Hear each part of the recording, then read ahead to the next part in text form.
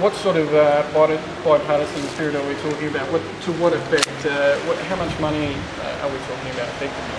If we've committed $100,000 a year for 3 years, I think that would be a very reasonable sum for the government to match. If they'd like to exceed it, I'll applaud them. Warren Inch will applaud them. That would be a tremendous outcome. So the gentle challenge is to ask them to match the funding for what is really one of Australia's, if not the world's, outstanding turtle rehabilitation centres. And the stronger challenge is if they'd like to beat what we've offered, that would be 2 thumbs up from us. Beyond this though, I mean, there is the concern about what we're sending those turtles back out to. Obviously seagrass beds post-cyclone Yaki are a real concern, that they've been slow to come back. What can we do to help the reef? So the much broader issue is working towards what we've called a Reef 2050 policy with 3 real pillars. The first is to help reduce nutrient runoff by providing incentives to work in cooperation with farmers. The second is to have a crown of thorns eradication plan.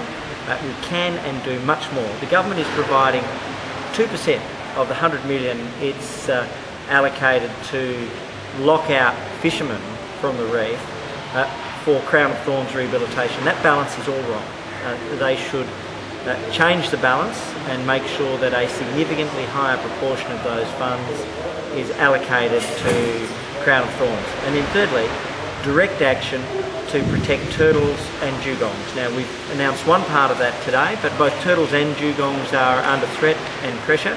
And whether it's the green sea turtle or the hawksbill, these are majestic creatures, and we need to take a series of steps, including support for Indigenous rangers and Indigenous communities, and including tough measures, absolutely tough measures on poachers. Well, obviously we're talking about traditional hunting and traditional hunting laws there. What is your stance? Look, our view has been very clear that we've said for a long while, both Warren Inch and myself, and then supported by community members such as Colin Riddell, and very significantly Indigenous community leaders who have said their good name is being abused by poachers.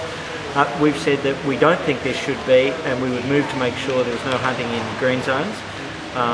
And I think that that's fair and reasonable, and supported by the Indigenous leaders with whom we have spoken. The Indigenous elders have been the real leaders in this space. They've said our good name, our commitment, our concern for the long-term sustainability of these animals is under threat, and we need your help. And they've said that to Warren Inch, to Colin Riddell and to myself. I apologise, our boat is leaving, so we better do the right thing. We'll keep walking. Cheers.